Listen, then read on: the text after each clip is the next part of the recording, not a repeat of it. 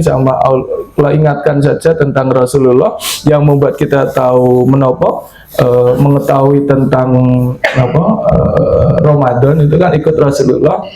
Rasulullah lahir ketika itu zaman Abraha. Bapak Ibu pirsa, ini gambar gereja namanya Al-Qulais. Al-Qulais itu ada di Yaman, yaitu di Sanaa. Yaman itu kan ngisor toh, selatannya Arab Saudi. Nah, waktu itu Abraham gawe gereja sing gede apik banget. Tapi orang-orang tetap ke Ka'bah. Nah, bene wong-wong ora nang Ka'bah, ora kok ngapikke gerejane ning di Ka'bah sing di gempur itu utek-utek ngoten niku ya. Utek-utek syaitan itu kan gitu. Ketika kita kalah, bukannya kita itu menaikkan derajat kita, ning wong liya niku sing dielek-elek. Dan kita adewe ketok dhuwur, wong liya tidak. Jajane awak dhewe iku ora tambah dhuwur, ming ketoke dhuwur, mergo sing kancane tidak. Itu loh gaya-gaya orang-orang yang hanya mengurusi dunia. Ketika kita bersaing dan kita kalah, bukannya kita itu yang menaikkan kualitas, tapi itu seperti Abraha. Ini gambarnya, jadi saya ulangi lagi. Inilah ketika itu Ka'bah mau diserang. Akhirnya Rasulullah, akhirnya Allah itu melindungi dengan gajah. 2 kilometer kira-kira dari Mekah ada kota namanya Kota Mati. Kalau Bapak Ibu haji umroh kan mesti nanti digaidengi ngendika. Di sini ada gajah riyen nggone Abraha diyakini berhenti di sini. Nah, saat itulah Rasulullah lahir di Mekah pada tanggal 12 Rabiul Awal hari Senin. Ini keturunanipun ya, dari Kilab, Qusas, Abdul Manaf, Hasim, Abdul Muthalib, Abdullah dan Rasulullah ke atas ke Nabi Ismail dan Nabi Ibrahim. Jadi Rasulullah itu dalam tanda kutip sering bersaing dengan Yahudi. Yahudi itu melu Siti Saroh, Rasulullah ikut Siti Hajar. Siti Saroh sampai umur Rasul Ibrahim alaihissalam, Nabi itu 80 tahun belum dikaruniai putra. Ngoten niku toh. Nah, ketika itu Siti Saroh kemudian matur kalih Nabi Ibrahim, piye nak tak goleke mbok enom. Iki ning anu lho, kalimatku lho ya. Sak karepku lho ya, aku maksudnya ngoten niku lho. Nah, Siti Saroh ya ora ngerti lek ngendika piye, nak cara kene piye kira-kira Pak ne nak tak goleke mbok enom. Bapak-bapak lho jawab pripun? Nggih.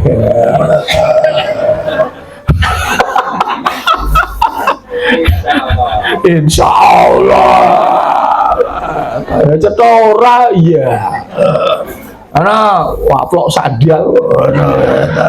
Akhirnya Siti Hajar diangkat dados garwa kagungan putra. Nggih, terus Ismail medun ngantek datang Rasulullah. Niki gambaripun. Nggih. Tapi kalau yang Siti Saroh akhirnya 2 tahun kemudian itu beliau kagungan putra juga. Padahal sebelumnya sudah ditakdir tidak kagungan putra. Lah Gusti Allah ya gampang. Turunlah Nabi Ishak. Nabi Ishak turun sampai Nabi Musa nanti tekan Bani Israel. Maka duwe jalur Bani Israel sehingga jalur Rasulullah. Ini punya Masjidil Aqsa.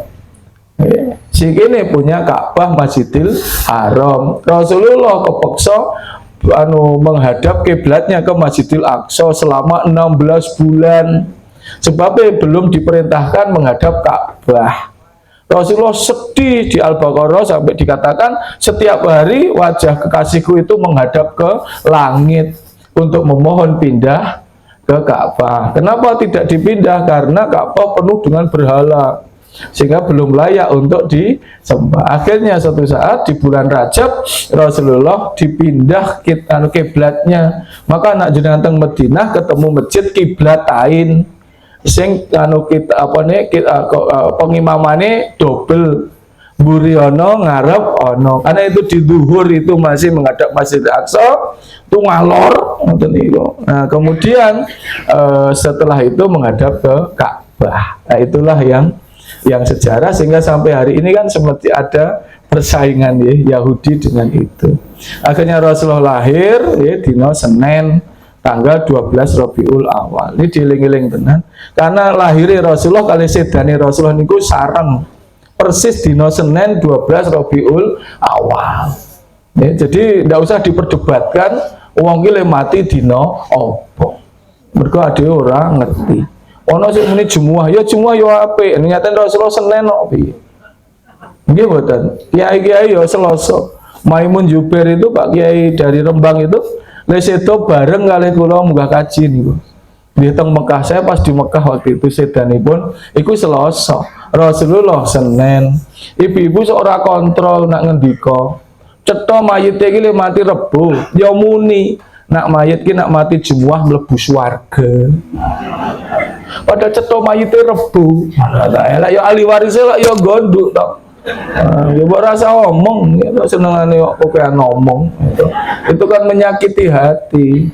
Bapak Ibu pengen kapan? Dinopo sampean? Setu po? Sesuk.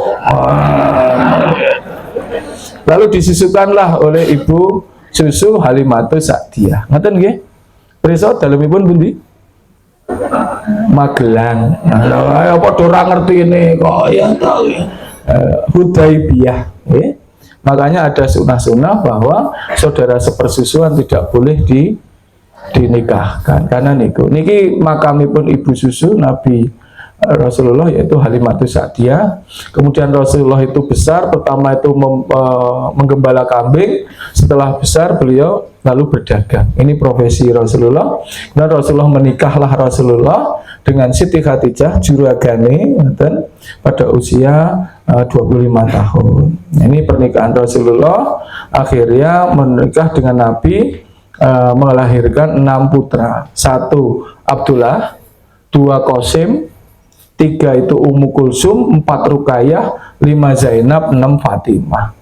Nah kebetulan kersane Gusti Allah keturunan sing kakung-kakung sedo sebelum ada keturunan. Walau alam bisawab kersane Gusti Allah. Jadi keturunan sakniki niku dari yang putri. Secara genetik itu yang namanya garis keturunan itu mesti dari bapak. Ya, tidak pernah dari ibu untuk genetiknya.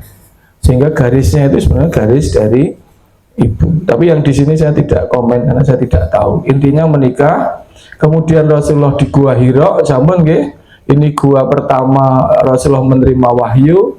Saking wedine kalih malaikat Jibril karena belum pernah bertemu, lajeng beliau lari turun gitu, lari ke istri beliau, yaitu ke Siti Khadijah Al-Kubra Al-Muwalid. Terkenal Rasulullah itu kalau dilempari batu sampai kesakitan selama 10 tahun itu beruntung punya istri yang solihah, yaitu Siti Khadijah. Tidur di pangkuannya, diselimuti, lalu kalimat yang masyhur apa? Wahai Rasulullah, panjenengan kekasih Gusti Allah. Tidak mungkin kekasih itu menyakiti hati, menyakiti kekasihnya. Diselimuti, lajeng Rasulullah kuat untuk menerima wahyu itu sampai tahun ke-10. Akhirnya Rasulullah sedo. Apa yang dilakukan oleh Rasulullah? Siti Khadijah sedo. Lalu Rasulullah itu yang dipikirkan hanya umatnya. 1. Rasulullah itu pernah berdoa 6 jam sambil menangis. Ditanya, Baginda, panjenengan doa apa? Ya Allah, ampunkanlah dosa umatku. Coba bayangkan. Piantun wong apike kaya ngono. Kenal awake dhewe ora, petuk ora. Tapi beliau pernah berdoa sambil menangis, memohon supaya kita dihindarkan dari neraka. Satu-satunya manusia, satu-satunya nabi yang di padang mahsyar berani menengadahkan wajahnya adalah Rasulullah Sallallahu Alaihi Wasallam.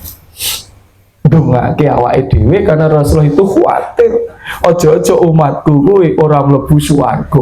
Piantun apike kaya ngono. Hidupnya hanya untuk umatnya, sakaratul maut untuk umatnya, sampai dihisab pun di padang mahsyar untuk umatnya.